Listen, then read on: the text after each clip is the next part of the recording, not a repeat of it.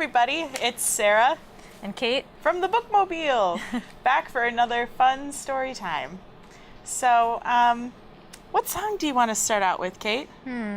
How about we do the fish song? That's perfect since our theme is the great outdoors, huh? Great. All right, get your counting fingers ready and then start them at 0. Ready? 1, 2, 3, 4, 5. Once I caught a fish alive. 6, 7, 8, 9, 10. Then I let him go again. Why did you let him go? Because he bit my finger so. Which finger did he bite? This little finger on the right. That was awesome. That's one of my favorites. Yeah, mine too. All right, so today we're going to read a story called This Moose Belongs to Me by Oliver Jeffers. And if you're like me, you've always wanted to see a moose in real life. But this is Vermont, so you might have already seen a moose in real life. I love it how I love how the story takes place outside. It's a great place to explore and adventure. That's very true. So I can't wait to dive into this book. This Moose Belongs to Me by Oliver Jeffers.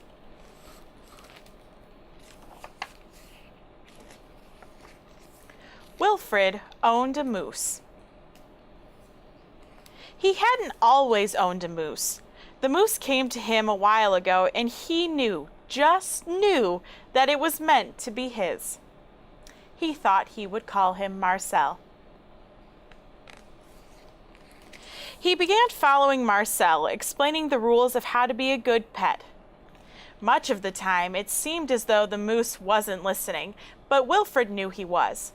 Mostly because he followed rule number 4 very well. Not making too much noise while Wilfred plays his record collection.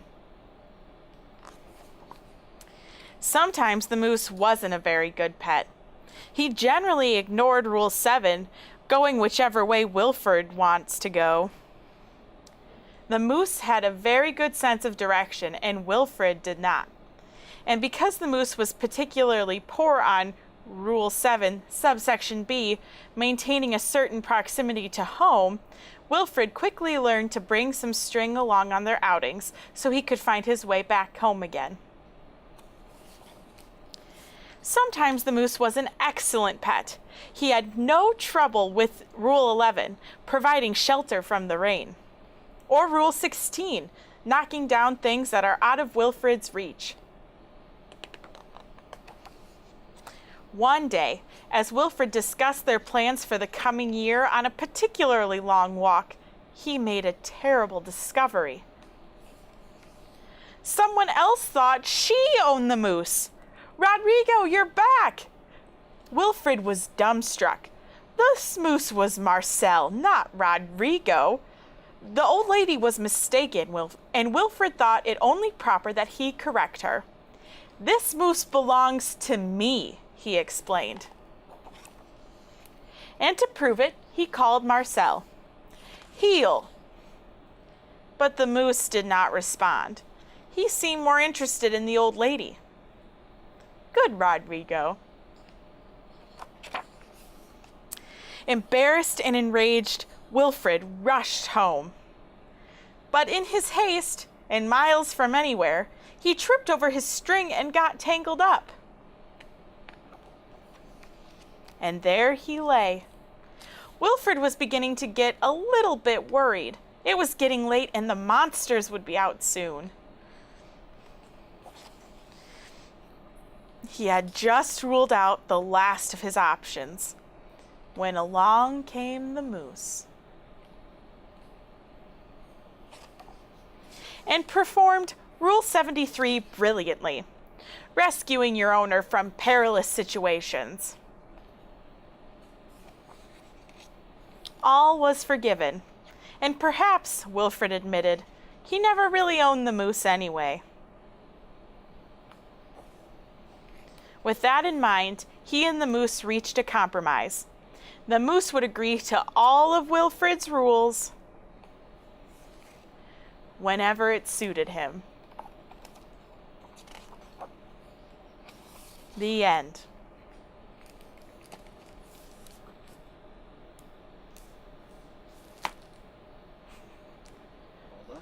Thank you.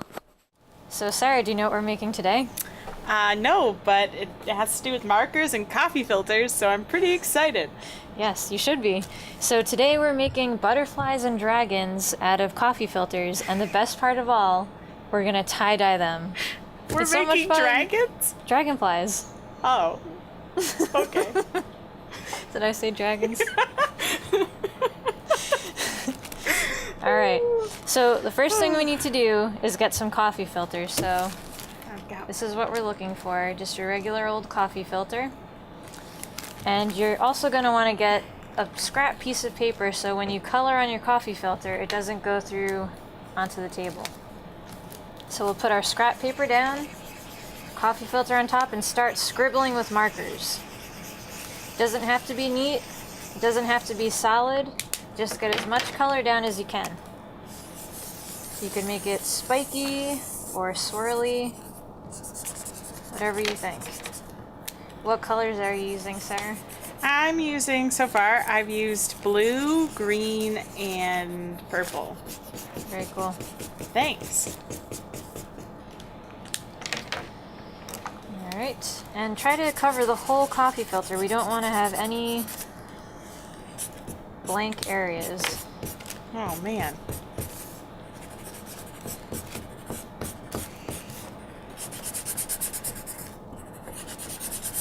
All right. So this is my scribbly piece. Got a lot of yellows, oranges, reds. I was thinking sunset.